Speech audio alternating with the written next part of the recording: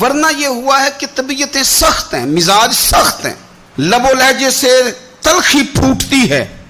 حضرت عثمان غنی اپنے مزاج کے لحاظ سے بڑے نرم دل آدمی تھے، بڑے کریم تھے، بڑے مہربان تھے، بڑا اللہ تبارک و تعالیٰ نے انہیں نرم مزاجی عطا فرمائی تھی۔ حضرت عثمان غنی رضی اللہ تعالیٰ عنہ حدیث روایت کرتے ہیں، مسند امام محمد بن حنبل میں موجود ہے،